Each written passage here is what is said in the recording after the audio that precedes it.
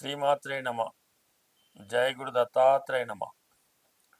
ఈ వీడియోలో మనం మీనరాశి వారికి శ్రీ పరాభవనామ సంవత్సర ఉగాది ఫలితాలు తెలుసుకునే ప్రయత్నంలో ఈ రాశి వారికి ఈ సంవత్సరం ఆదాయం 14, వ్యయం 11, రాజపూజ్యం 7, అవమానం 2. అంటే మొత్తం మీద మీనరాశి వారికి ఈ ఫలితాలు చాలా అనుకూలంగా ఉండడం.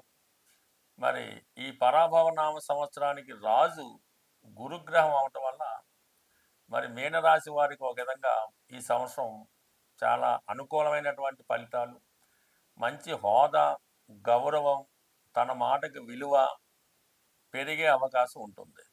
అయితే మరి ఈ సంవత్సర ఫలితాలు పరిశీలించినప్పుడు మరి మీనరాశి వారికి రాశి అందే శనిగ్రహ సంచారం ఈ సంవత్సరం అంతా కూడా ఈ జన్మశని ప్రభావం వల్ల జాతకుడు చాలా మానసిక అశాంతికి గురి అవ్వడం జరుగుతూ ఉంటుంది. అయితే అదృష్టం వస్తుంది, విదేశ ప్రయత్నాలు ఫలిస్తాయి. ఏదైనా విదేశంలో చదువుకోవాలని మీ ఆలోచన నెరవేరుతూ ఉంటుంది, విదేశంలో ఉద్యోగం చేసే ఆలోచన నెరవేరుతుంది, అంటే కుటుంబానికి దూరంగా వెళ్ళే మీ ప్రయత్నం నెరవేరుతుంది. అంటే చంద్రుడు మీనరాశిలో ఉండగా మీరు ఇప్పుడు ఆ రాశి మీద, చంద్రుడి మీద శని సంచారం జరుగుతుంది కాబట్టి ముఖ్యంగా మీ మదర్కి ఆర్థికపరమైన ఇబ్బందులు కానీ, అనారోగ్యపరమైన సమస్యలు కానీ ఉండే అవకాశం ఉంటుంది.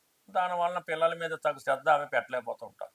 అయితే ఇది 3 విధాలుగా పనిచేస్తూ ఉంటుంది. బాల్యావస్థలో ఉన్న వాళ్ళకంటే ఫస్ట్ టైం ఎవరికైతే ఈ జన్మశని నడుస్తుందో, ఈ 20, 22, 23 సంవత్సరాల లోపు ఉన్న వాళ్ళకి వాళ్ళ విద్య మీద ప్రభావం చూపుతుంది, వాళ్ళ మదర్ ఆరోగ్యం మీద ప్రభావం చూపుతుంది, గృహంలో మనశ్శాంతి ఉండదు, పిల్లవాడు చదువు మీద ఇంట్రెస్ట్ పెట్టలేకపోతూ ఉంటాడు. అదే మిడిల్ ఏజ్లో ఉన్న వాళ్ళకి ఆర్థికపరమైన సమస్యలు, పిల్లల పెళ్ళిళ్ళు, వాళ్ళకి ఉద్యోగాలు లేకపోవడం. అదే 60 సంవత్సరాలు 70 సంవత్సరాలు ఆ మధ్యలో ఉన్న వాళ్ళకి అనారోగ్య సమస్యలు, బెడ్ రెడ్ అవ్వడం, పిల్లలు పట్టించుకోకపోవడం.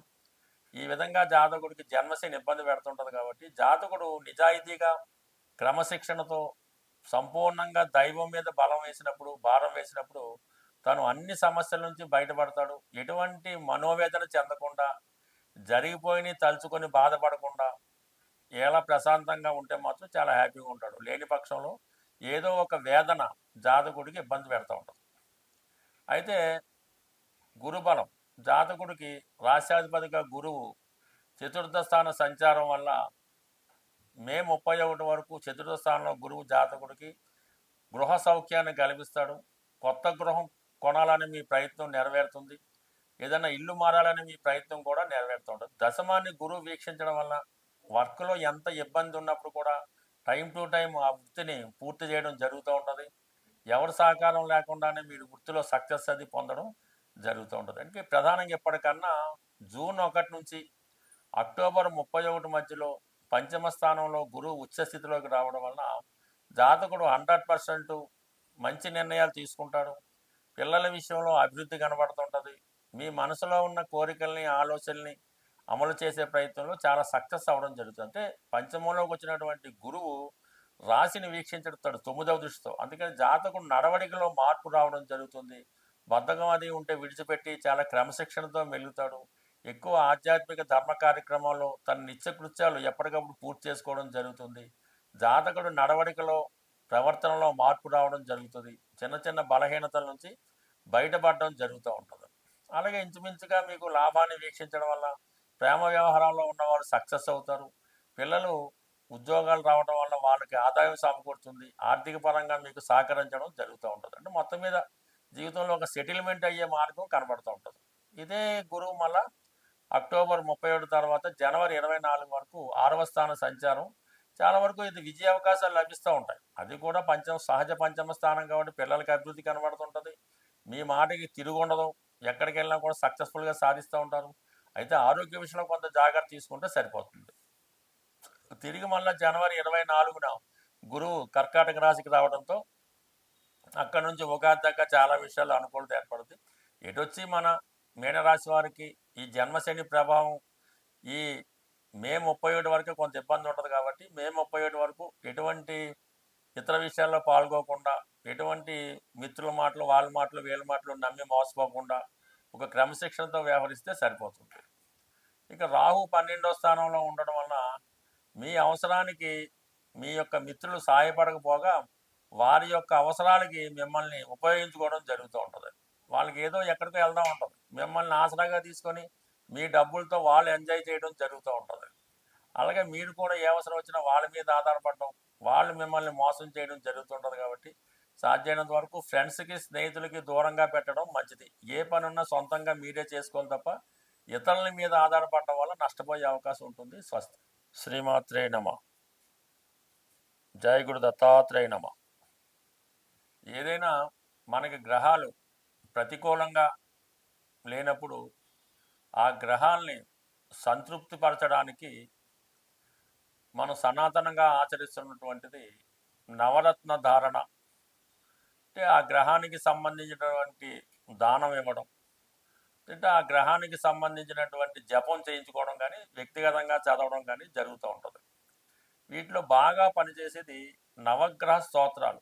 అంటే మనకి జపా కుసుమ సంకాసం అది ఉంటుంది కదా, అక్కడ నుంచి 9 అంటే చివరి కేతు వరకు కూడా 9 నవగ్రహ శ్లోకాలు పారాయణ చేయడం వల్ల తొందరగా ఫలితం రావడం జరుగుతూ ఉంటుంది. అంటే పారాయణ చేసే విధానంలో సింపుల్ పద్ధతి, అంటే మా గురువుగారు చెప్పిన పద్ధతి ఏంటంటే, మనకి ఏదైనా ఒక గురుగ్రహం అనుకూలంగా లేదు, అప్పుడు ముందుగా నవగ్రహ స్తోత్రాలు 9 కూడా ఒకసారి చదవడం, ప్రత్యేక గురువు గ్రహం యొక్క స్తోత్రాన్ని ఒక 41 సార్లు చదివి మళ్ళీ తిరిగి 9 నవగ్రహ స్తోత్రాలు చదవడం వల్ల మనకి ఆ గ్రహశాంతి జరిగే అవకాశం ఉంటుంది.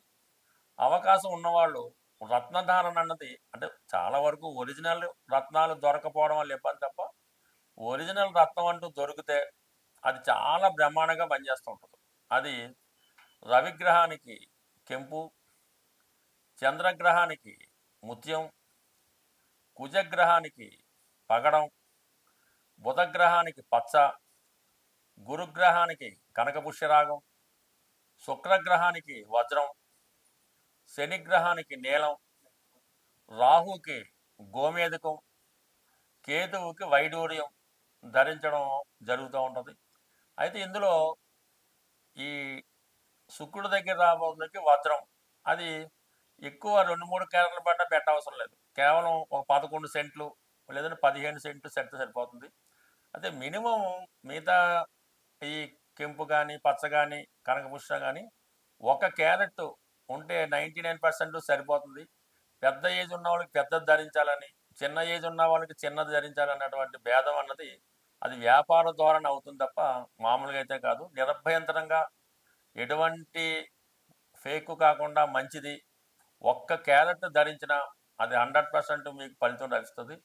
అయితే కేవలం రత్నధారణ ఒకటే కాకుండా రెగ్యులర్గా నవగ్రహ స్తోత్రాలు పారాయణ చేస్తూ ఏ గ్రహానికి సంబంధించినటువంటి కొన్ని ఈ ఆహార పదార్థాలు ఉంటాయి, అవి గోవుకి పెట్టడం వల్ల కూడా మీకు ఆ గ్రహశాంతి అవుతూ ఉంటుంది. మరి ఆరోగ్యం బాగలేదు, ఉద్యోగం రావటం లేదు అన్నప్పుడు గోవుకి, అంటే గోశాలలో ఆవుకి నానబెట్టినటువంటి గోధుమలు 1 కిలో పావు ఆవుకు పెట్టడం వల్ల మరి ఆరోగ్యం బాగుపడుతుంది, ఉద్యోగ ప్రయత్నాలు ఫలిస్తాయి. ఈ విధంగా ఈ ఆవుకి ఆహారంగా పెట్టడం, ఈ విధంగా అనేక రకాల పరిహారాలు ఉంటాయి. చాలా ఈజీగా, ధనం ఇబ్బంది ఉంది, ఆర్థిక పరంగా బాగా చిరిగిపోయాం, ఏ దారి కనబడలేదు అనుకున్న వాళ్ళు ఒక కొద్దిపాటి చిన్న రెమెడీ చేసి చూడండి, బ్రహ్మాండంగా పనిచేస్తుంది. ఏంటంటే ఒక 100 గ్రాములు గోధుమ నూక, అందులో ఒక 100 గ్రాములు పంచదార కలిపి, ఒక 100 గ్రాములు నెయ్యి, ఈ 3 కలిపి చక్కగా ఒక ఉండలాగా లడ్డులాగా పౌడర్లా చేసి, ఆ పౌడర్ని చీమలు ఉన్న ప్రదేశంలో, ఏ చీమలన్నా పర్లేదు, ఆ చీమలు ఉన్న ప్రదేశంలో మంగళవారం రోజు ఆ చీమలకు ఆహారంగా వేయడం వల్ల, ఈ విధంగా మీరు ఒక 8 వారాలు చేయడం వల్ల ఎంత గొప్ప ఆర్థిక సమస్య అయినా 100కి 100 రూపాయలు పరిష్కారం అయ్యే అవకాశం ఉంది. బట్ ఏదైనా ఇందులో నమ్మకం అన్నది వెరీ ఇంపార్టెంట్. మీరు ఎంత నమ్మకంతో పరిహారం చేస్తే అది అంత బాగా పనిచేస్తుంది. నమ్మకం లేకుండా మీరు ఎంత గొప్ప ప్రయత్నం చేసినా అది వేస్ట్గానే మిగిలిపోతుంది. స్వస్తి.